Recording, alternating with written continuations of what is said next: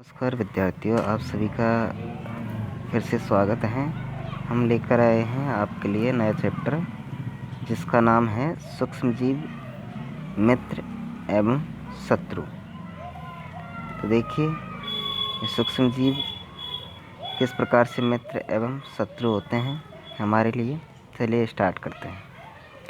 आपने अपने आसपास के स्थानों पर पौधों एवं जंतुओं सहित अनेक सजीव देखे हैं, परंतु कुछ जीव ऐसे भी हैं जिन्हें हम बिना यंत्र की सहायता से केवल आँखों से नहीं देख सकते हैं।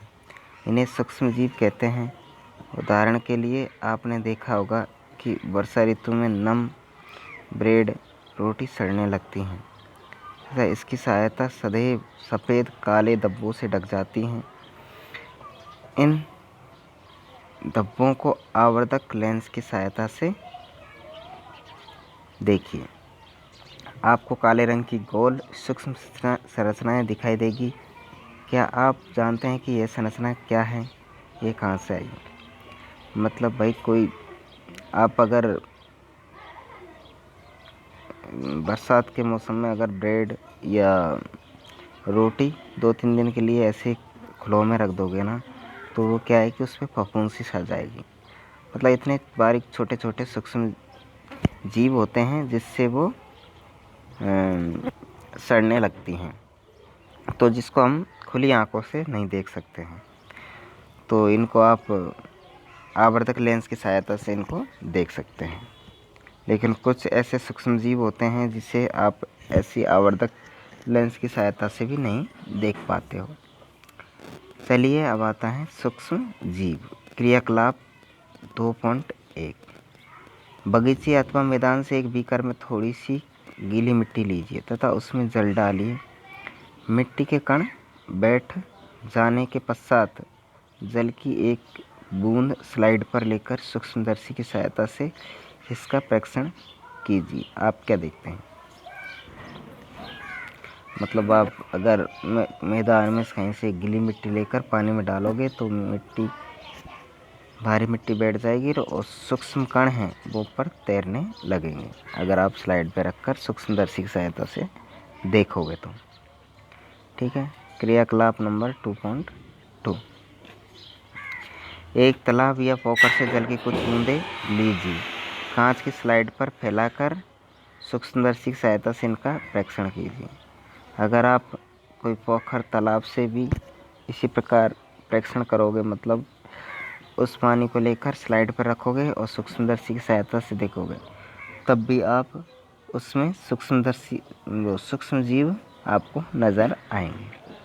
क्या आपको सूक्ष्म जीव गति करते हुए दिखाई दे रहे हैं? इन परीक्षणों से पता चलता है कि मिट्टी एवं पानी में अनेक छोटे छोटे सूक्ष्म जीव उपस्थित रहते हैं। सूक्ष्म जीव इतने छोटे होते हैं कि इन्हें बिना यंत्र की सहायता से नहीं देखा जा सकता है। इनमें से कुछ, जैसे कि ब्रेड पर उगने वाले कवक को आवर्धक लेंस की सहायता से देखा जा सकता है, जबकि अन्य बिना सूक्ष्मदर्शी की सहायता से दिखाई नहीं देते हैं। यही कारण है कि इन्हें सूक्ष्म जीव कहते हैं। मतलब कुछ जीव ऐसे हैं जिनको आप आवर्धक लेंस की सहायता से देख सकते हैं, लेकिन कुछ ऐसे हैं जिनको आप लेंस की सहायता से भी नहीं देख सकते हैं। इसी वजह से इन्हें सूक्ष्म जीव कहा जाता है। सूक्ष्म जीवों को 4 मुख्य वर्गों में बांटा गया है। यह वर्ग हैं जीवाणु, कवक, प्रोटोजोआ एवं कुछ शैवाल। जीवाणु, शैवाल, प्रोटोजोआ एवं कवक के कुछ सामान्य सूक्ष्म जीव चित्र 2.1 से 2.4 में दर्शाए गए हैं। विषाणु वायरस भी सूक्ष्म होते हैं, परंतु वे अन्य सूक्ष्म जीवों से भिन्न हैं। वे केवल परपोषी में ही गुणन करते हैं, अर्थात जीवाणु केवल पौधे अथवा जंतु कोशिकाओं में गुणन करते हैं। विषाणु चित्र 2.5 में दर्शाए गए हैं। कुछ सामान्य रोग जैसे कि जुखाम, इन्फ्लुएंजा, फ्लू एवं अधिकतर खांसी विषाणु द्वारा होते हैं। कुछ विशेष रोग जैसे कि पोलियो एवं खसरा भी विषाणु वायरस द्वारा होते हैं। कहने का मतलब है कि भाई वायरस जैसे निर्जीव वस्तुओं पर काम नहीं करता, मतलब जीवित नहीं रहता है। वो सजीव में जैसे ही प्रवेश करेगा वो ऑटोमेटिक कार्य करने लगेगा, मतलब अपना असर दिखाने लगेगा वायरस। तो वायरस सजीव और निर्जीव के मध्य की योजक कड़ी है, इनको जोड़ने का कार्य करती हैं। ठीक है, और ये अधिकतर खांसी विषाणु द्वारा होते हैं। जुखाम, इन्फ्लुएंजा, फ्लू ये विषाणु से ही होते हैं। ठीक है, जैसे कि कुछ विशेष रोग भी हैं, पोलियो एवं खसरा भी विषाणु वायरस के द्वारा ही होते हैं। अतिसार एवं मलेरिया, तो ध्यान में रखना, अतिसार मलेरिया किससे होते हैं? प्रोटोजोआ के द्वारा होते हैं। टाइफाइड एवं क्षय यानी टीबी जीवाणु द्वारा होने वाले रोग हैं। इनमें से कुछ सूक्ष्म जीवों के विषय में आप कक्षा 6 एवं 7 में पढ़ चुके हैं।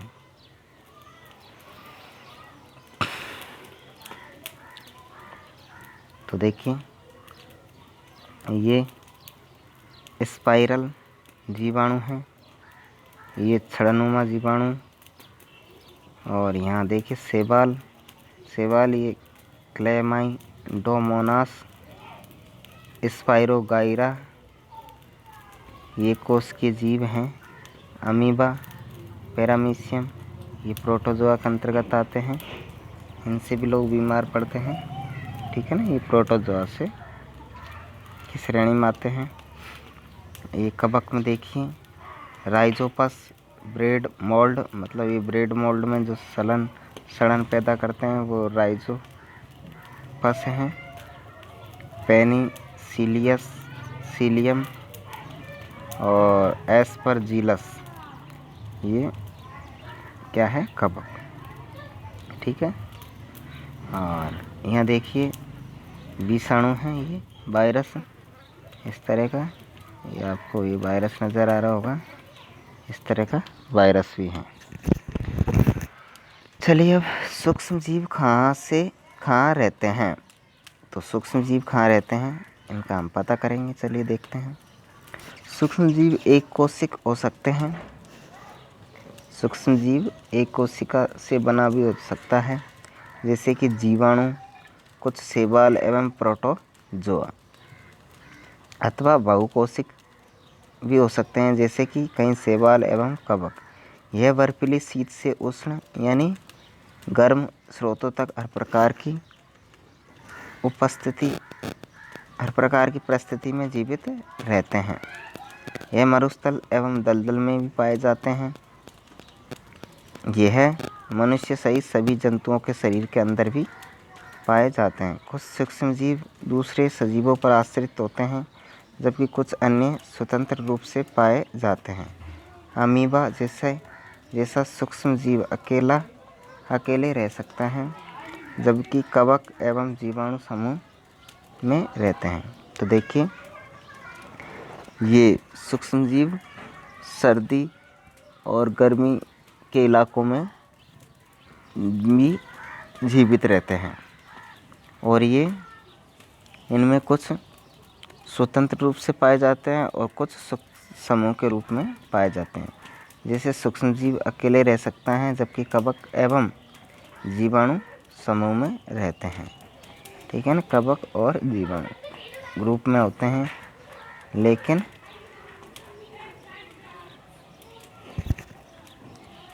कुछ सूक्ष्म जीव स्वतंत्र भी रह सकते हैं। सूक्ष्म जीव और हम, मतलब सूक्ष्म जीव और हमारे बीच में क्या क्रियाएं होती हैं, किस प्रकार सूक्ष्म जीव हमको नुकसान पहुंचाते हैं, क्या किस तरह से लाभ पहुंचाते हैं, उनके बारे में देखते हैं। सूक्ष्म जीव और हम। सूक्ष्म जीवों की हमारे जीवन में महत्वपूर्ण भूमिका है। इनमें से कुछ हमारे लिए लाभदायक हैं तथा कुछ अन्य हानिकारक तथा जीवों में रोग के कारक हैं। आइए हम विस्तार से इनका अध्ययन करेंगे।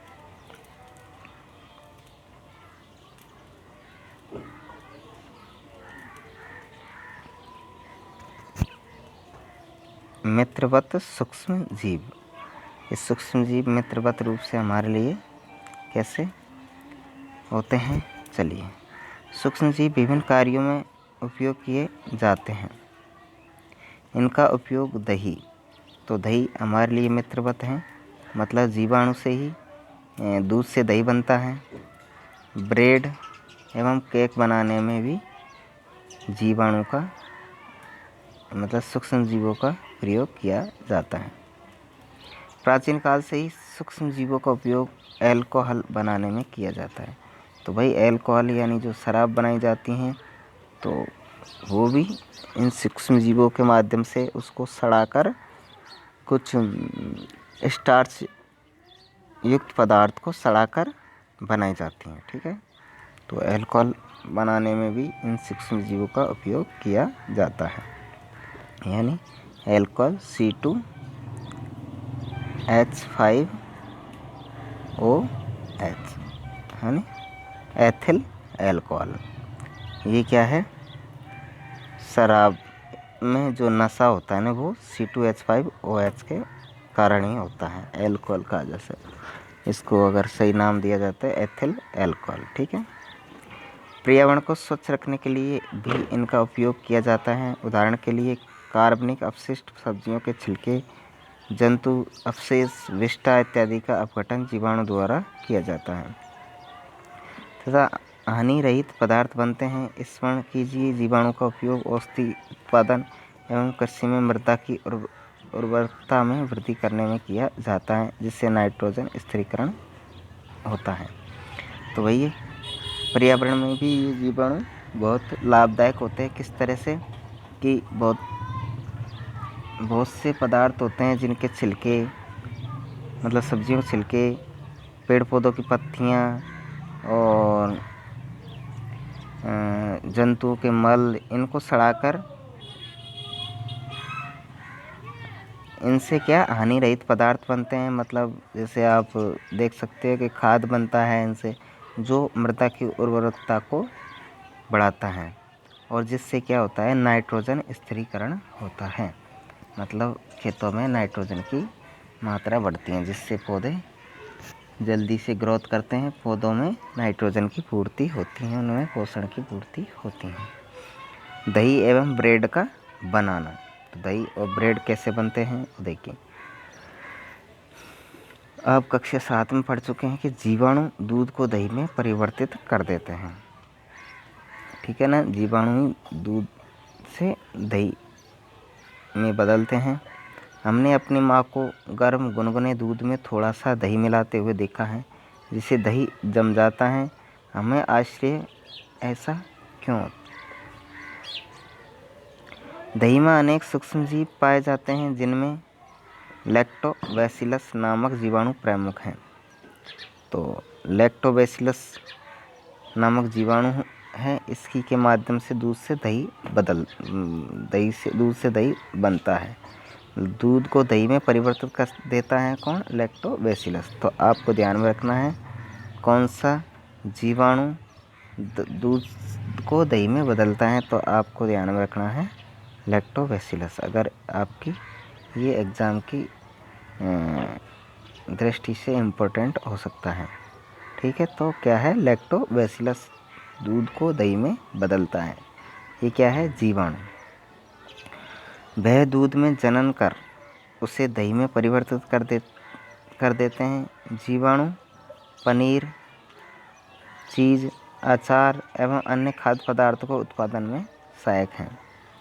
तो जीवाणु से पनीर, अचार और अन्य खाद्य पदार्थ बनते हैं। रवा यानी सूजी, इडली एवं भटूरे का एक महत्वपूर्ण संगठक दही है। मतलब इन चीज़ों में दही का उपयोग किया जाता है। क्या आप अनुमान लगा सकते हैं कि ऐसा क्यों है? जीवाणु एवं इष्ट चावल के आटे के किण्वन में सहायक होते हैं। तो जीवाणु के माध्यम से ही चावल के आटे को सड़ाया जाता है। किण्वन करना मतलब वही होता है, जिससे इडली एवं डोसा बनता है। तो इडली डोसा किससे बनता है? चावल के आटे को सड़ाकर, जो किससे रिलेट है? जीवाणु से, ठीक है ना। तो क्रियाकलाप नंबर 2.3, एक बर्तन में 1/2 किलोग्राम आटा अथवा मैदा लेकर उसमें थोड़ी सी चीनी डालकर गर्म जल से मिलाइए। इसमें थोड़ी मात्रा 1 चुटकी ईस्ट पाउडर मिलाकर गूँथ लीजिए। आप 2 घंटे बाद क्या देखते हैं? क्या आपने गूँथे हुए मैदे को उठा हुआ या फूला हुआ पाया? ईस्ट पाउडर के साथ मैदा, खमीर द्वारा उठी हुई मैदा, मतलब आप जैसे जलेबी खाते हो मैदे से, तो उसमें क्या है कि मैदे को पहले 1-2 दिन गड़ाया जाता है, मतलब उसको सड़ाया जाता है ना। तो इस तरह से ये ईस्ट को गड़ा कर फिर ये तैयार किए जाते हैं, किण्वन के माध्यम से तैयार किए जाते हैं, ठीक है। ईस्ट तीव्रता से जनन करके श्वसन के दौरान कार्बन डाइऑक्साइड उत्पादित करते हैं। गैस के बुलबुले खमीर वाले मैदे का आयतन बढ़ा देते हैं। यह बैंकिंग उद्योग में ईस्ट के उपयोग का आधार है, जिसमें ब्रेड, पेस्ट्री एवं केक बनाए जाते हैं। तभी तो थोड़ी सी मैदा से बहुत ज़्यादा मात्रा में खाद्य पदार्थ बन जाते हैं। तो जो भी पैकिंग के ब्रेड और ये पेस्ट्री, केक वगैरह ये जो बनते हैं वो मैदे से ही बनाए जाते हैं, क्योंकि मैदे के कम आटे में ही ज़्यादा प्रोडक्ट बन जाते हैं। सूक्ष्म जीवों का वाणिज्यिक उपयोग, बड़े स्तर पर अल्कोहल, शराब एवं एसिटिक एसिड के उत्पादन में सूक्ष्म जीवों का उपयोग किया जाता है, जो गेहूँ, चावल एवं फलों के रस में उपस्थित प्राकृतिक शर्करा में ईस्ट द्वारा अल्कोहल एवं शराब का उत्पादन किया जाता है। क्रियाकलाप 2.4, 500 ml का बीकर लेकर उसमें 3/4 भाग तक जल भरिए। इसमें 2 से 3 चम्मच चीनी घोलिए। इसमें 1/2 चम्मच ईस्ट पाउडर डालिए। इसे 4 से 5 घंटे के लिए उष्ण स्थान पर ढककर रखिए। अब यह विलयन को सूंघ कर देखिए। अगर आप सूंघ कर देखोगे ना तो इसमें थोड़ी थोड़ी बदबू सी आने लगेगी, ठीक है। मतलब इसको गर्मी में रखोगे तब ये क्या सड़ने लगती है, मतलब किण्वन हो जाता है इनमें, ठीक है। यह गंध अल्कोहल की है, जो चीनी के अल्कोहल में परिवर्तित होने के कारण बना है। मतलब चीनी किस में बदल जाती है? अल्कोहल में। जैसे कि आप जो भी जैसे अल्कोहल बनाए जाते हैं तो वो भी क्या जो शर्करा युक्त जो पदार्थ होते हैं उनको किण्वित किया जाता है, मतलब सड़ाया जाता है, तब जाके वो अल्कोहल बनते हैं। जैसे शराब, जैसे गन्ने से शराब बनाई जाती है तो वो शर्करा युक्त ईस्ट है, उसको फिर सड़ाने से क्या बनता है? अल्कोहल। इसी प्रकार जैसे आपने अभी शक्कर मिलाई तो उसमें क्या अल्कोहल में परिवर्तित हो जाने के कारण अल्कोहल की गंध आती है। चीनी के अल्कोहल में परिवर्तन की यह प्रक्रिया किण्वन या फर्मेंटेशन कहलाती है। लुई पास्चर ने किण्वन की खोज 1857 में की। तो किसने की किण्वन की खोज? Louis Pasteur. सूक्ष्म जीवों के औषधीय उपयोग, सूक्ष्म जीवों के मतलब दवाइयों में किस प्रकार से उपयोग किया जाता है। जब देखिए, जब कभी आप बीमार पड़ते हैं तो डॉक्टर आपको पेनिसिलिन का इंजेक्शन देते हैं अथवा कोई अन्य प्रतिजैविक की गोली अथवा कैप्सूल देते हैं, मतलब एंटीबायोटिक की गोली देते हैं। इन औषधियों का स्रोत सूक्ष्म जीव है। तो मतलब इन गोलियों में क्या सूक्ष्म जीव मिले होते हैं। ये बीमारी पैदा करने वाले सूक्ष्म जीवों को नष्ट कर देती हैं अथवा उनकी वृद्धि को रोक देती हैं। इस प्रकार की औषधि को प्रतिजैविक अथवा एंटीबायोटिक कहते हैं। मतलब ये जो बीमारी पैदा करते सूक्ष्म जीव हैं उनको नष्ट कर देते हैं। आजकल जीवाणु और कवक से अनेक प्रतिजैविक औषधियों का उत्पादन हो रहा है। स्ट्रेप्टोमाइसिन, टेट्रासाइक्लिन, एरिथ्रोमाइसिन सामान्य रूप से उपयोग की जाने वाली प्रतिजैविक हैं, जिन्हें कवक एवं जीवाणु से उत्पादित किया जाता है। किसी विशिष्ट प्रकार के सूक्ष्म जीव का संवर्धन करके प्रतिजैविक का उत्पादन किया जाता है। मतलब कोई विशिष्ट प्रकार का जीव, सूक्ष्म जीव को संवर्धित करके प्रतिजैविक का उत्पादन किया जाता है, मतलब एंटीबायोटिक का निर्माण किया, जिन्हें अनेक रोगों की चिकित्सा में उपयोग में लाते हैं। सन 1929 में अलेक्जेंडर फ्लेमिंग जीवाणु रोगों से बचाव हेतु एक संवर्धन पर प्रयोग कर रहे थे। अचानक उन्होंने संवर्धन तस्तरी पर हरे रंग की फफूंद के छोटे बीजाणु देखे। उन्होंने पाया कि यह फफूंद जीवाणु की वृद्धि को रोकते हैं। यह तथ्य पाया कि बहुत सारे जीवाणु फफूंद द्वारा मारे गए। इस प्रकार फफूंद से पेनिसिलिन बनाई जाती है। तो भाई फफूंद क्या है, बहुत सारे जीवाणु को मारता है, इसी वजह से पेनिसिलिन किससे बनाई जाती है, फफूंद से पेनिसिलिन बनाई जाती है। तो पेनिसिलिन की खोज किसने की, अलेक्जेंडर फ्लेमिंग ने। ठीक है।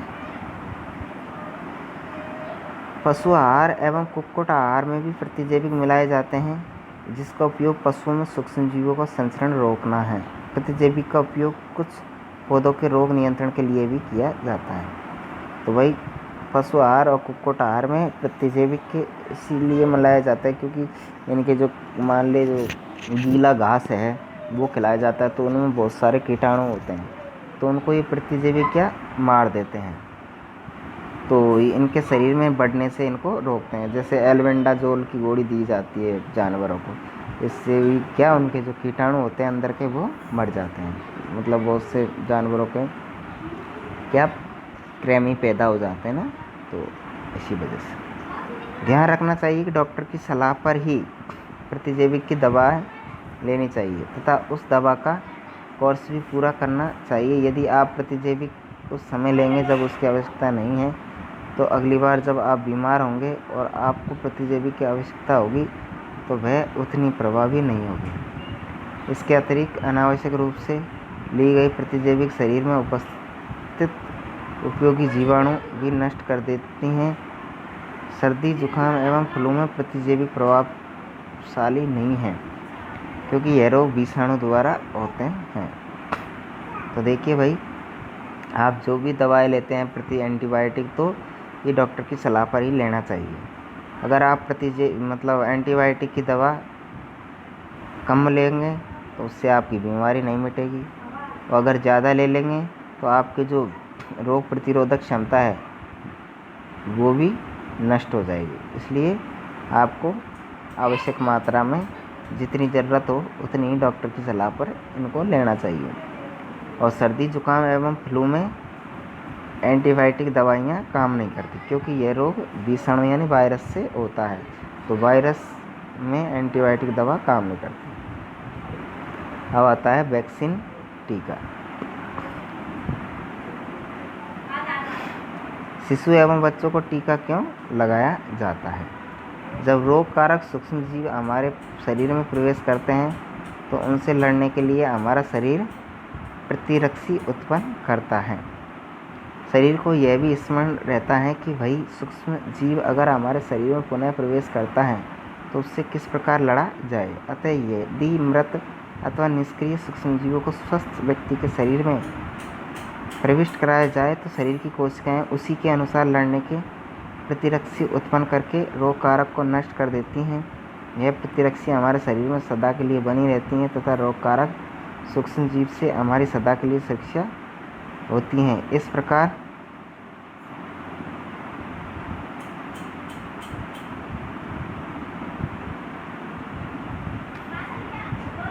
टीका या वैक्सीन कार्य करता है। हैजा, क्षय, चेचक तथा हेपेटाइटिस जैसी अनेक बीमारियों को वैक्सीन टीके द्वारा रोका जा सकता है। तो देखिए वैक्सीन या टीका क्यों लगाया जाता है? भाई वैक्सीन या टीका लगाने का कारण यह है कि हमारे शरीर में जो सूक्ष्म जीव हैं उनको शरीर में प्रवेश करवाए जाते हैं। उससे क्या है कि हमारा शरीर क्या करता है, प्रतिरक्षी उत्पन्न करता है, मतलब एंटीबॉडीज़ का निर्माण करता है। फिर वो एंटीबॉडीज़ क्या करते हैं, जो सूक्ष्म जीव हैं उनको मारने के लिए तैयार होता है। अब जब ये क्या नाम से वैक्सीन में निष्क्रिय सूक्ष्मजीवों को जब व्यक्ति के शरीर के अंदर प्रवेश कराए जाते हैं तब भी वही प्रतिरक्षा उत्पन्न होती हैं। तो वो प्रतिरक्षा जैसे उत्पन्न हो जाती हैं तो वो हमारे शरीर में ऐसे के वैसे ही बनी रहती हैं। जब भी मान लीजिए गलती से कोई सूक्ष्मजीव शरीर में प्रवेश कर जाता है तो जो वैक्सीन से प्रतिरक्षा उत्पन्न हुई है वो उन सूक्ष्मजीवों को नष्ट कर देते हैं, जिससे हमारा शरीर उससे लड़ने में सहायता रहता है, मतलब शरीर को स्वस्थ बनाए रखता है। जैसे हैजा, क्षय, चेचक, हेपेटाइटिस जैसी बीमारियों का जो वैक्सीन लगाए जाते हैं तो जैसे ही इनके कुछ जीवाणु शरीर में प्रवेश करना चाहे तो हमारे शरीर में उत्पन्न एंटीबॉडीज़ इनको नष्ट कर देती हैं, इनके जीवाणु को नष्ट कर देती हैं सूक्ष्मजीव को। ठीक है ना, ये बात आपको समझ में आ गई होगी वैक्सीन की। एडवर्ड जेनर ने चेचक के लिए 1798 में चेचक के टीके की खोज की। तो आपको एक बात ध्यान रखनी है कि एडवर्ड जेनर ने 1798 में चेचक के टीके की खोज की। तो ये आपकी परीक्षा की दृष्टि से बहुत इम्पोर्टेंट है, तो इसको ध्यान रखना है कि एडवर्ड जेनर ने किसकी खोज की, चेचक के टीके की। ठीक है, और लुई पास्चर ने किसकी खोज की, लुई पास्चर ने अभी बताया था, इसने किण्वन की खोज की। ठीक है, लुई पास्चर ने किण्वन की खोज की और अलेक्जेंडर फ्लेमिंग ने जीवाणुओं से रोगों से बचाव हेतु संवर्धन पर प्रयोग किए थे। तो इनने किसने फफूंद से पेनिसिलिन बनाई। इसने अलेक्जेंडर ने क्या पेनिसिलिन की खोज की। ठीक है, और चेचक की खोज एडवर्ड जेनर ने 1798 में की थी। तो ये आपको छोटी छोटी बातें ध्यान रखनी है। आपके बचपन में आपको भी अनेक रोगों से रक्षा करने के लिए टीके वैक्सीन दिए गए होंगे। क्या आप इन रोगों की सूची तैयार कर सकते हैं? इसके लिए आप अपने माता पिता की मदद ले सकते हैं। सभी बच्चों को इन रोगों से सुरक्षा की आवश्यकता है। आवश्यक टीके निकट के अस्पतालों में उपलब्ध होते हैं। बच्चों को पोलियो से बचाने के लिए आपने टेलीविज़न, समाचार पत्रों में पोलियो के टीकाकरण के विज्ञापन, पल्स पोलियो देखे होंगे। पोलियो ड्रॉप बच्चों को दिया जाने वाला वास्तव में एक टीका वैक्सीन है। चेचक के विरुद्ध विश्वव्यापी अभियान चलाया गया, जिसके परिणाम स्वरूप विश्व के अधिकांश भागों से चेचक का उन्मूलन हो गया। आजकल सूक्ष्मजीवों से टीके का उत्पादन बड़े स्तर पर किया जाता है, जिसमें मनुष्य एवं अनेक जंतुओं को अनेक रोगों से बचाया जाता है। तो सूक्ष्मजीवों से क्या टीके का उत्पादन किया जाता है, जिससे शरीर में इसको प्रविष्ट कराने से मनुष्य एवं जंतुओं को इन रोगों से बचाया जा सकता है। अब आता है मिट्टी की उर्वरकता में वृद्धि कैसे कहते हैं सूक्ष्म जीव। कुछ जीवाणु एवं नीले हरे शैवाल वायुमंडलीय नाइट्रोजन का स्थिरीकरण कर सकते हैं। इस प्रकार मृदा में नाइट्रोजन का संवर्धन होता है। मतलब ये जीवाणु क्या करते हैं, नील हरे शैवाल और जीवाणु मतलब नाइट्रोजन का स्थिरीकरण करते हैं, जिससे क्या पौधों को पर्याप्त मात्रा में ये न्यूट्रिशन मतलब नाइट्रोजन मिल सके। इसकी उर्वरता में वृद्धि होती है। इन्हें सामान्यतः जैविक नाइट्रोजन या स्थिरीकारक कहते हैं। किनको? जीवाणुओं को जैविक नाइट्रोजन स्थिरीकारक भी कहा जाता है। मतलब ये क्या करते हैं, नाइट्रोजन का स्थिरीकरण करते हैं। मतलब खेतों में नाइट्रोजन को स्टोर करके रखते हैं एक तरह से। ठीक है, तो देखिए नाइट्रोजन स्थिरीकारक साइनोबैक्टीरिया एक नीले हरे शैवाल हैं। तो देखिए ये शैवाल है, ये नाइट्रोजन का स्थिरीकरण किया हुआ है। इनमें जो गांठ बनी हुई है इनमें नाइट्रोजन उपस्थित है। तो ये क्या, जैसे खेतों में घुल जाएंगी तो ये पौधों में ये पौधे इनका अवशोषण कर लेंगे। ठीक है, पर्यावरण का शुद्धिकरण। देखिए जीवाणु पर्यावरण का शुद्धिकरण कैसे करते हैं। पर्यावरण का शुद्धिकरण अपने विद्यालय के माली को देखने के पश्चात पहली बूझों और दूसरे विद्यार्थियों ने घरों में बगीचों से पत्तियां एवं फल सब्जियों का कचरा एकत्र करके उसके निपटान के लिए बनाए गए गड्ढों में डाला। कुछ समय बाद इसका विघटन होने से यह खाद में परिवर्तित हो गया। पहली और बूझो जानना चाहते हैं कि यह किस प्रकार से हो सकता है।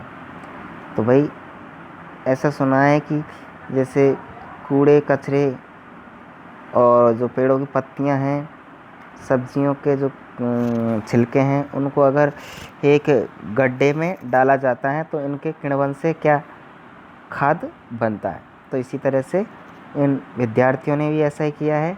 तो ये जानना चाहते हैं कि ये किस प्रकार से हो सकता है। तो देखिए क्रियाकलाप 2.5। 2 गमले लेकर प्रत्येक को मिट्टी से आधा भर दीजिए। इन्हें ए एवं बी चिन्हित कीजिए। ए गमले में पौधों का कचरा भर दीजिए तथा दूसरे गमले बी में पॉलीथीन की थैली, कांच की खाली बोतलें तथा प्लास्टिक के टूटे खिलौने इत्यादि भर दीजिए। इन्हें एक और रख दीजिए। 3 से 4 सप्ताह बाद इनका परीक्षण कीजिए। कि भाई एक प्रयोग करना है कि ए और बी 2 गमले लेने हैं जिनको आधा आधा मिट्टी से भरना है। एक में तो आपको पेड़ पौधों की जो पत्तियां हैं उनको डालना है कचरा, और दूसरे में आपको पॉलीथीन, प्लास्टिक की थैलियाँ और टूटे कांच और ये चीज़ डालने हैं। 3-4 बाद दिन देखोगे तो इससे क्या निष्कर्ष निकलता है, चलिए देखते हैं। क्या आपको दोनों गमलों की वस्तुओं में कोई अंतर दिखाई देता है? यदि हाँ तो क्या अंतर परिलक्षित होता है? आप देखेंगे कि गमला ए के पादप अपशिष्ट का अपघटन हो गया, मतलब जो कचरा डाला उनका अपघटन हो गया है, वो मिट्टी में घुल गए हैं। और बी है वो वैसे का वैसा ही है, उसमें कुछ भी परिवर्तन नहीं हुआ। यह कैसे हुआ? सूक्ष्म जीवों द्वारा पादप अपशिष्ट का अपघटन कर उसे खाद में बदल दिया गया है। इस प्रक्रिया में बने पोषक पौधों द्वारा पुनः उपयोग किए जाते हैं।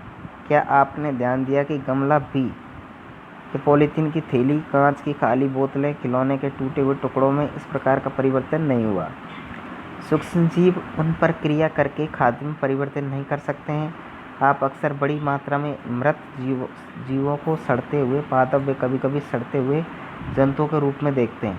आप देखते हैं कि कुछ समय बाद वह विलुप्त हो जाते हैं। इसका मुख्य कारण है कि सूक्ष्म जीव मृत जैविक अपशिष्ट का अपघटन करके उन्हें सरल पदार्थों में परिवर्तित कर देते हैं।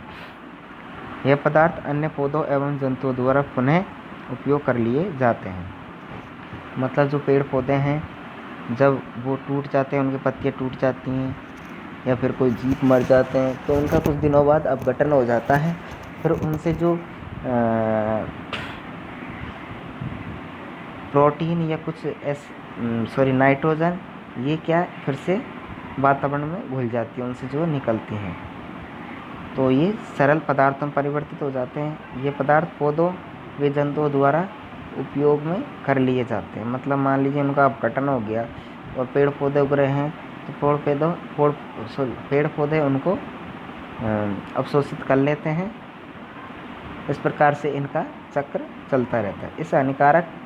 इस प्रकार हानिकारक एवं दुर्गंध युक्त पदार्थों का निम्नीकरण करने के लिए हम सूक्ष्म जीवों का उपयोग करके पर्यावरण का शुद्धिकरण कर सकते हैं। ठीक है, इस प्रकार से आप पर्यावरण का शुद्धिकरण कर सकते हैं। हानिकारक सूक्ष्म जीव, तो हानिकारक सूक्ष्म जीव के बारे में देख लीजिए। ये तो हमने लाभदायक सूक्ष्म जीवों के बारे में देखा है। चलिए, सूक्ष्म जीव अनेक प्रकार से हानिकारक हैं। कुछ सूक्ष्म जीव मनुष्य, जंतुओं एवं पौधों में रोग उत्पन्न करते हैं। रोग उत्पन्न करने वाले ऐसे सूक्ष्म जीवों को रोगाणु अथवा रोगजनक कहते हैं। मतलब जो सूक्ष्म जीव रोग पैदा करते हैं उनको रोगाणु या रोगजनक कहा जाता है। कुछ सूक्ष्म जीव भोजन, कपड़े एवं चमड़े की वस्तुओं को संदूषित कर देते हैं। आइए उनकी हानिकारक गतिविधियों के विषय में और अधिक जानकारी प्राप्त करें। मनुष्य में रोग कारक सूक्ष्मजीव। मनुष्य में रोग उत्पन्न करने वाले सूक्ष्मजीव श्वास द्वारा, पेय जल एवं भोजन द्वारा हमारे शरीर में प्रवेश करते हैं। संक्रमित व्यक्ति अथवा जंतु के सीधे संपर्क में आने पर भी रोग का संचरण हो सकता है। सूक्ष्म जीवों द्वारा होने वाले ऐसे रोग जो एक संक्रमित व्यक्ति से स्वस्थ व्यक्ति में वायु, जल, भोजन अथवा कायिक संपर्क द्वारा फैलते हैं, संचरणीय रोग कहलाते हैं। इस प्रकार के रोगों के कुछ उदाहरण हैजा, सामान्य सर्दी जुकाम, चिकन पॉक्स एवं क्षय रोग। मतलब कुछ रोग ऐसे होते हैं जो मनुष्य से मनुष्य में फैलते हैं, मतलब एक दूसरे से संपर्क में आने से फैलते हैं, या फिर हवा, पानी वे भोजन के माध्यम से भी फैल जाते हैं, या फिर दूषित जल पीने से भी फैलते हैं, या श्वास के माध्यम से ये सूक्ष्मजीव हमारे शरीर में प्रवेश कर जाते हैं। तो ऐसे रोगों को क्या कहा जाता है? संचरणीय रोग या संक्रामक रोग कहा जाता है। जैसे हैजा, सामान्य सर्दी जुकाम या चिकन पॉक्स एवं क्षय रोग या टीबी। जब जुकाम से पीड़ित कोई व्यक्ति छींकता है तो सूक्ष्म बूंदों के साथ हजारों रोग कारक यानी वायरस, विषाणु भी वायु में आ जाते हैं।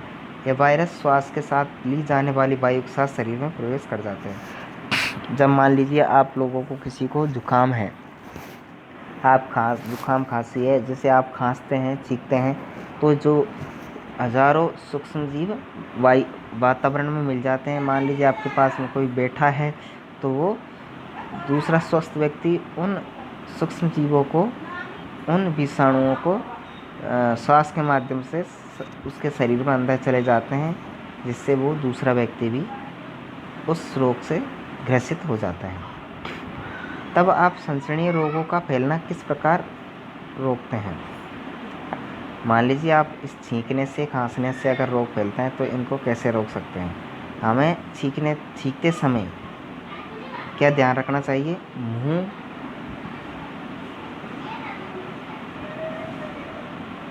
एवं नाक पर एक रुमाल रखना चाहिए या फिर मास्क लगाना चाहिए। अच्छा तो यही है कि संक्रमित व्यक्ति से पर्याप्त दूरी बनाए रखना चाहिए। अगर आप पास जा रहे हैं तो मुंह पर रुमाल या मास्क लगाना चाहिए। और सही बात तो यही है कि आपको हमेशा स्वस्थ व्यक्तियों से दूर रहना चाहिए अगर आप ऐसे रोग से ग्रसित हैं तो।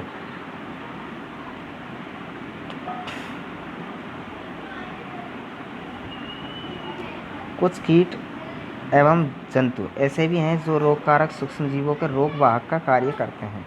मतलब कुछ रोग ऐसे भी है जो रोग कारक सूक्ष्म जीवों के रोग वाहक का कार्य करते हैं। जैसे कि मच्छर है, एक व्यक्ति को, संक्रमित व्यक्ति को काट लेता है तो दूसरे स्वस्थ व्यक्ति को जब काटेगा तो वो दूसरा भी ऐसे ही हो जाता है। घरेलू मक्खी इसका एक उदाहरण हो सकता है। मक्खी कूड़े एवं जंतु अपशिष्ट पर बैठती हैं, रोगाणु इसके शरीर से चिपक जाते हैं। मतलब गंदगी में जैसे ही मक्खी बैठेगी तो जो रोगाणु हैं उस पर चिपक जाते हैं, और जैसे स्वस्थ व्यक्ति के शरीर पर ये जब बैठती है, नाक, मुंह, कान या फिर भोजन पर बैठ जाती हैं तो उस भोजन को हमारे द्वारा सेवन करने पर हम उससे संक्रमित हो जाते हैं। जब मक्खी बिना ढके भोजन पर बैठती हैं तो रोगाणु का स्थानांतरण संभव है। जो भी व्यक्ति ऐसा संतुलित भोजन करेगा उसके बीमार पड़ने की संभावना हो जाती है। अतः यह सलाह दी जाती है कि भोजन को सदा ढककर ही रखा जाए। बिना ढके भोजन को खाने से बचना चाहिए। जैसे मादा एनाफिलीज मच्छर इसका अन्य उदाहरण है। मच्छर प्लाज्मोडियम मलेरिया परजीवी का वाहक है। तो किस समूह का? प्लाज्मोडियम या मलेरिया परजीवी का वाहक है मच्छर। मादा एडिस मच्छर डेंगू के वायरस का वाहक है। तो डेंगू का वायरस के मच्छर का क्या नाम है? मादा एडिस मच्छर। तो ये आपको ध्यान में रखना है। मलेरिया प्लाज्मोडियम समूह का है मच्छर प्लाज्मोडियम। ये परजीवी के माध्यम से फैलता है। हम मलेरिया अथवा डेंगू का नियंत्रण किस प्रकार से कर सकते हैं? तो इनके नियंत्रण के बारे में आप देखिए। ये मच्छर है, क्या नाम है इसका? मादा एनाफ्लीज। ये क्या करता है, एक संक्रमित व्यक्ति को खा जाता है, उससे रक्त को सोख कर दूसरे व्यक्ति को खाने जाता है, तो उसका ब्लड दूसरे व्यक्ति के ब्लड में मिल जाता है, जिससे वो दूसरा व्यक्ति भी इससे संक्रमित हो जाता है, डेंगू से या मलेरिया। अध्यापक हमसे ऐसा क्यों कहते हैं कि अपने आसपास पानी एकत्रित न होने दें? सभी मच्छर जल में उत्पन्न होते हैं, तो आप सभी जानते हैं कि जल में ही ये मच्छर पैदा होते हैं। हमें पानी को कहीं भी रुका नहीं रहना देना चाहिए, मतलब घरों के आसपास आपको पानी इकट्ठा नहीं करना चाहिए, गड्ढे में भरा नहीं रहना चाहिए। कूलर, टायरों एवं फूलदानों इत्यादि में कहीं भी जल को एकत्र न होने दें, अतः अपने आसपास के स्थानों को स्वच्छ एवं शुष्क रखकर हम मच्छरों को पैदा होने से रोक सकते हैं। ऐसे उपायों की सूची बनाने का प्रयास कीजिए, जिससे अपना हर मलेरिया को फैलने से रोका जा सकता है। ठीक है, तो देखिए भाई, मलेरिया को फैलने से आप पहली बात तो ये है कि अपने आसपास पानी इकट्ठा नहीं होने देना चाहिए, और कूलर को समय समय पर आप साफ़ करना चाहिए, क्योंकि कूलर आप लगाते हैं उससे जो पानी भरा जाता है बहुत दिनों तक, मान लीजिए मच्छर हो गए और वो मच्छर हवा के माध्यम से उड़ कर अपने शरीर पर, अपने कमरे में आ रहे हैं, तो वो हम उनको काटने से भी हम इससे संक्रमित हो जाते हैं। ठीक है, तो आप अपने आसपास का वातावरण को आप शुष्क रखोगे तो इससे मच्छर नहीं फैलेगा, तो आप बीमार नहीं होंगे। अब देखिए सारणी में, ये सारणी है, ये मानव रोग, रोग कारक, सूक्ष्म जीव, संचरण का तरीका, बचाव के उपाय। तो क्षय रोग या टीबी किससे फैलता है? जीवाणु से। इसका संचरण क्या है? वायु। इनके बचाव के उपाय क्या है?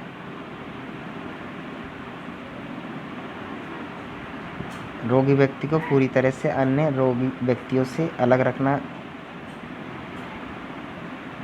रोगी की व्यक्तिगत वस्तुओं को अलग रखना, उचित समय पर टीकाकरण करवाना। खसरा जैसे, ये किससे फैलता है? वायरस से। इसका माध्यम है वायु, और बचाव के उपाय यही है। चिकन पॉक्स, ये भी वायरस से फैलता है, वायु सीधे संपर्क में आने से फैलता है। इसका भी उपाय यही है कि रोगी को अलग रखना चाहिए, और रोगी को पूरी तरह से अन्य व्यक्तियों से अलग रखना चाहिए, और व्यक्तिगत वस्तुओं को अलग रखना चाहिए, और समय पर टीकाकरण कराना चाहिए। अगला है पोलियो, ये भी वायरस से फैलता है, ये भी वायु जल इसका संचरण माध्यम है, और इसके भी उपाय यही है। अब आता है हैजा। हैजा भी किससे फैलता है? जीवाणु से। ये जल, भोजन, इनका संचरण है। उपाय बचाव के व्यक्तिगत स्वच्छता एवं अच्छी आदतों को अपनाना, भली भांति पके भोजन, उबला पेयजल एवं टीकाकरण ये करवाना चाहिए। टाइफाइड, ये भी जीवाणु से फैलता है, ये जल के माध्यम से फैलता है। इसके बचाव के उपाय भी यही है, अच्छी आदतों को अपनाना चाहिए, भली भांति पका भोजन, उबला हुआ पेयजल एवं टीकाकरण करवाना चाहिए। हेपेटाइटिस ए, ये वायरस से फैलता है, ये जल इसका संचरण माध्यम है, उबले हुए पेयजल का प्रयोग, टीकाकरण करवाना। मलेरिया, प्रोटोजोआ, ये प्रोटोजोआ समूह का है, ये मच्छर से फैलता है, मच्छरदानियों का प्रयोग करना चाहिए, मच्छर भगाने वाले रसायनों का प्रयोग, कीटनाशक का छिड़काव, मच्छर के प्रजनन रोकने के लिए जल को किसी भी स्थान पर एकत्रित न रहना देना चाहिए। तो ये इनके बचाव के उपाय हैं, और ये फैलने के वो है। मनुष्य में होने वाले कुछ सामान्य रोग, उनके फैलने तथा रोकने के कुछ उपाय तालिका 2.1 में दर्शाए गए हैं। जंतुओं में रोग कारक जीवाणु। अनेक सूक्ष्मजीव केवल मनुष्य एवं पौधों में ही रोग के कारक नहीं है, वरन वे दूसरे जंतुओं में भी रोग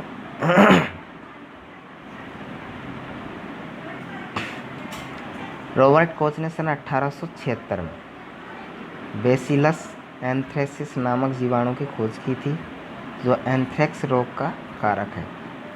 तो एंथ्रेक्स रोग का कारक बेसिलस एंथ्रेस ये जीवाणु है, जो किसने खोज की? रॉबर्ट कोच ने 1876 में। वे दूसरे जंतुओं में भी रोग उत्पन्न करते हैं। उदाहरण के लिए एंथ्रेक्स मनुष्य एवं मवेशियों में होने वाला भयानक रोग है। कौन सा? एंथ्रेक्स, जो जीवाणु द्वारा होता है। गाय में खुर एवं मुंह का रोग वायरस द्वारा होता है। तो एंथ्रेक्स रोग है भाई, जिसकी खोज की रॉबर्ट कोच ने 1876 में। बेसिलस एंथ्रेक्स जीवाणु है। पौधों में रोग उत्पन्न करने वाले सूक्ष्म जीव। अनेक सूक्ष्म जीव गेहूँ, चावल, आलू, गन्ना, संतरा, सेब इत्यादि पौधों में रोग के कारक हैं। रोग के कारण फसल की उपज में कमी आ जाती है। तालिका में कुछ पादप रोग दर्शाए गए हैं। कुछ रसायनों का प्रयोग करके इन सूक्ष्म जीवों पर नियंत्रण किया जा सकता है। तो भाई पेड़ पौधों में भी रोग सूक्ष्म जीवों से ही होते हैं। तो एक तालिका के माध्यम से हम देखते हैं किन सूक्ष्म जीवों से किस प्रकार का रोग होता है। सूक्ष्म जीवों द्वारा पौधों में होने वाले कुछ सामान्य रोग। तो देखिए, नींबू केकर। नींबू कैंकर ये जीवाणु से होता है, वायु के माध्यम से। गेहूं की रस्ट ये कवक फफूंद से होता है, वायु एवं बीज से। भिंडी की पीत ये वायरस हैं, ये कीटों के माध्यम से होता है। ठीक है। अब आता है खाद्य विषाक्त फूड पॉइजनिंग। बूझो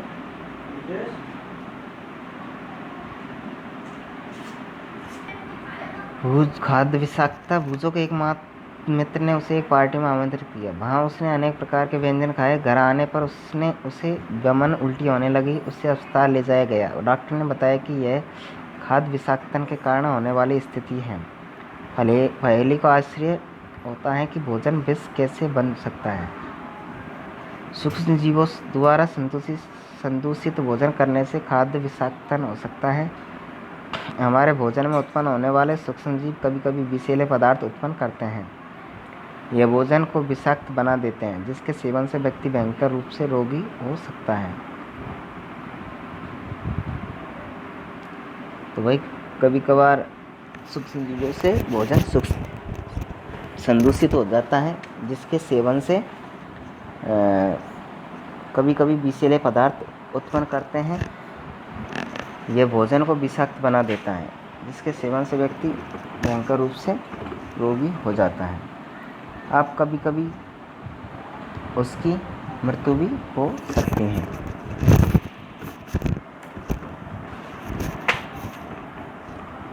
खाद्य परिरक्षण। अध्याय 1 में हमने खाद्य बीजों के परिरक्षण एवं भंडारण के उपायों के विषय में पढ़ा था। हम पके हुए भोजन का घर पर परिरक्षण किस प्रकार कर सकते हैं। आप जानते हैं कि खुले एवं नम स्थान पर रखी ब्रेड पर कवक आक्रमण कर देती हैं। सूक्ष्म जीव हमारे भोजन को संदूषित कर देते हैं।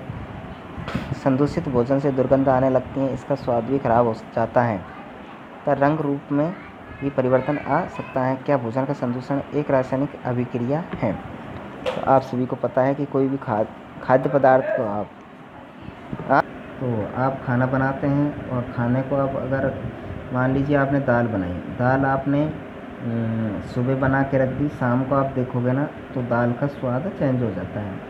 तो भाई खाद्य पदार्थों को आप जैसे मान लीजिए बरसात के मौसम में हमने रोटी बना के रख दी, और अगर शाम को या कल देखोगे ना तो रोटी में बदबू आने लगती है, फफूंद आ जाती हैं। तो इस तरह से इस भोजन का परीक्षण कैसे किया जाता है। पहले ने कुछ आम खरीदे, तो ऐसा किसकी वजह से होता है, रासायनिक अभिक्रिया के माध्यम से। पहले ने कुछ आम खरीदे परंतु कई दिनों तक वह उन्हें नहीं खा पाई। बाद में उन्होंने देखा कि बाद में उसने देखा कि वे सड़ गए, परंतु वह जानती थी कि उसकी दादी द्वारा बनाया गया आम का अचार काफ़ी समय तक संदूषित नहीं होता। वह भ्रमित है। आइए हम खाद्य पर्यवेक्षण के कुछ सामान्य तरीकों का अध्ययन करें जिनका उपयोग हम अपने घरों में करते हैं।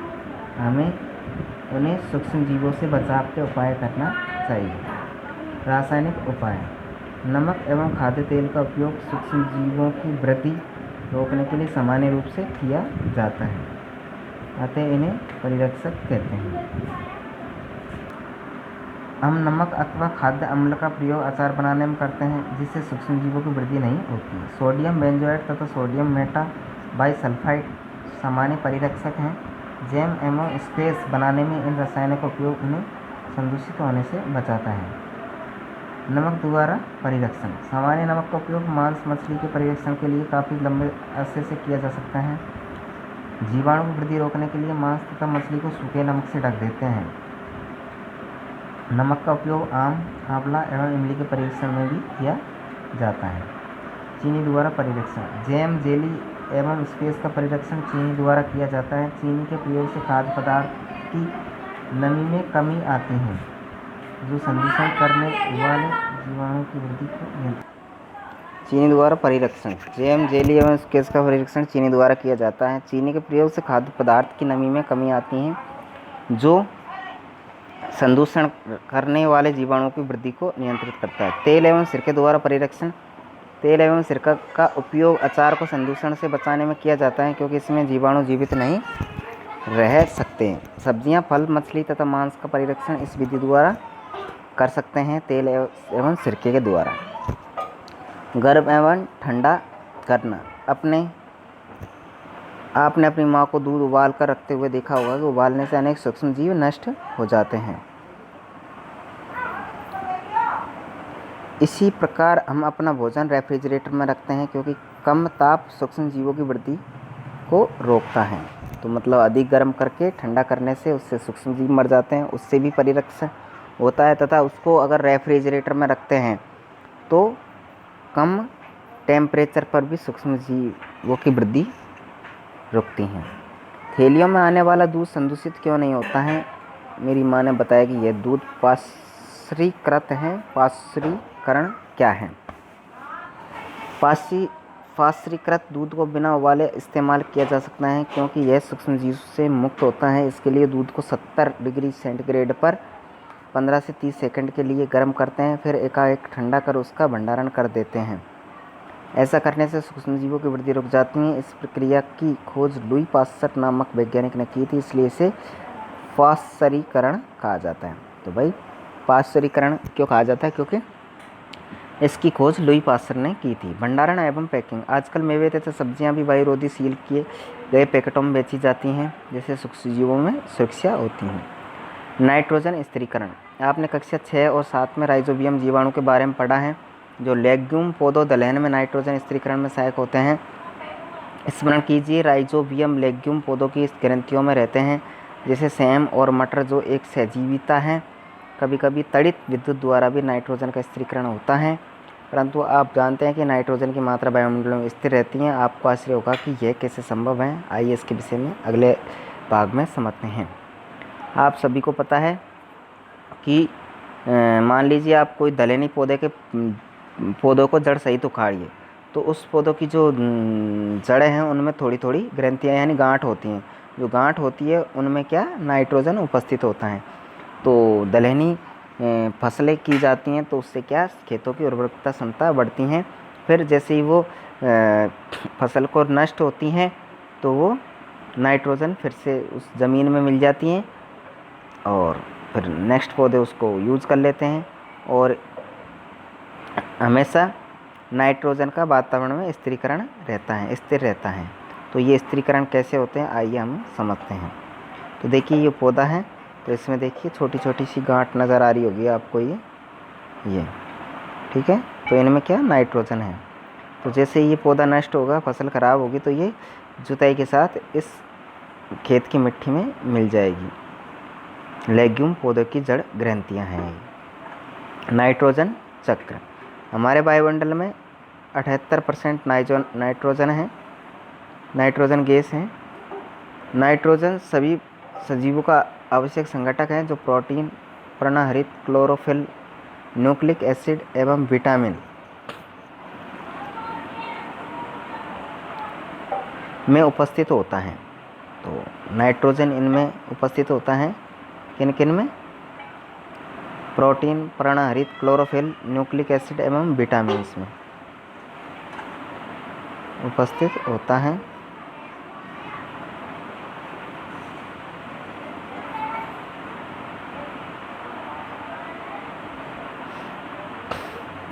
ये भोजन के संघटक हैं, मतलब इसके पौधे एवं जंतु वायुमंडलीय नाइट्रोजन का उपयोग सीधे नहीं कर सकते हैं। मतलब वायुमंडल में 78% नाइट्रोजन है, तो पौधे डायरेक्ट ही सीधे क्यों नहीं यूज़ कर सकते, लेकिन नहीं कर सकते हैं।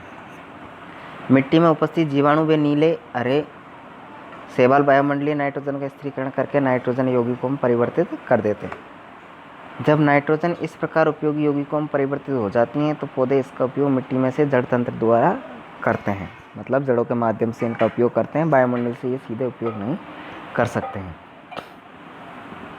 इसके पश्चात अवशोषित नाइट्रोजन का उपयोग प्रोटीन एवं अन्य यौगिकों के संश्लेषण करते हैं। पौधों पर निर्भर करने वाले जंतु उनसे प्रोटीन एवं अन्य नाइट्रोजन यौगिक प्राप्त करते हैं। चित्र में पौधों एवं जंतु की मृत्यु के बाद मिट्टी में उपस्थित जीवाणु एवं कवक नाइट्रोजन अपशिष्ट को नाइट्रोजन यौगिकों में परिवर्तित कर देते हैं, जो पौधों द्वारा पुनः उपयोग होता है। मतलब जैसे जंतु वे पौधों का मृत्यु होती है, तो उनका अपघटन होने के बाद उनकी जो नाइट्रोजन है वो नाइट्रोजन यौगिकों में बदल जाती हैं। फिर जो पौधों द्वारा पुनः इनको उपयोग में ले लिया जाता है। कुछ विशिष्ट जीवाणु नाइट्रोजन यौगिकों को नाइट्रोजन गैस में परिवर्तित कर देते हैं, जो वायुमंडल में चली जाती हैं। परिणामतः वायुमंडल में नाइट्रोजन की मात्रा लगभग स्थिर बनी रहती है। तो देखिए नाइट्रोजन का ये चक्र है, इससे आप इसका चक्र समझ सकते हैं। तो मिट्टी में उपस्थित नाइट्रोजन, तो मिट्टी में उपस्थित नाइट्रोजन देख पौधों द्वारा अवशोषित की जाती है। फिर पौधों को जंतुओं ने खा लिया, ठीक है। फिर जंतु उत्सर्जित एवं जीवों की मृत्यु, मतलब जो उत्सर्जन होता है उससे भी, और जब उनकी मृत्यु होती है पुनः नाइट्रोजन मिट्टी में मिल जाती है, ठीक है। एक चक्र तो ये हो गया। दूसरा देखिए, मिट्टी में उपस्थित नाइट्रोजन जीवाणु द्वारा नाइट्रोजन यौगिकों का गैसीय नाइट्रोजन में परिवर्तित हो जाती है, ठीक है ना, जीवाणु के माध्यम से। फिर ये जीवाणु वायुमंडलीय नाइट्रोजन में बदल जाती हैं। फिर इससे एक तो वायुमंडलीय नाइट्रोजन का जीवाणु एवं नीले हरे शैवाल द्वारा स्थिरीकरण कर लिया जाता है डायरेक्ट सीधे वायुमंडलीय नाइट्रोजन से। फिर ये क्या करते हैं, जीवाणु द्वारा स्थिर नाइट्रोजन को नाइट्रोजन यौगिकों में बदलते हैं ये शैवाल। फिर इनको यौगिकों में बदलने से ये मिट्टी में पुनः मिल जाते हैं, मिट्टी से फिर पौधों में चले जाते हैं। एक होता है वायुमंडलीय नाइट्रोजन से तड़ित द्वारा नाइट्रोजन स्थिरीकरण। तड़ित मतलब जब बिजली चमकती है उससे भी, फिर इससे डायरेक्ट ये मिट्टी में मिल जाते हैं। बरसात से भी कुछ नाइट्रोजन मिट्टी में मिल जाती हैं, ठीक है, बरसात के टाइम में। तो ये नाइट्रोजन का स्थिरीकरण का वो ग्राफ है। नेक्स्ट देखिए, तो देखिए आपका ये चैप्टर पूरा होता है और इसके कुछ बिंदु है ये आप देख सकते हैं, और कुछ ये वो है, ठीक है। तो आपका ये चैप्टर ख़त्म होता है वीडियो काफ़ी लंबा हो चुका है, तो आज के लिए इतना ही। मिलते हैं अगले वीडियो में, तब तक के लिए नमस्कार।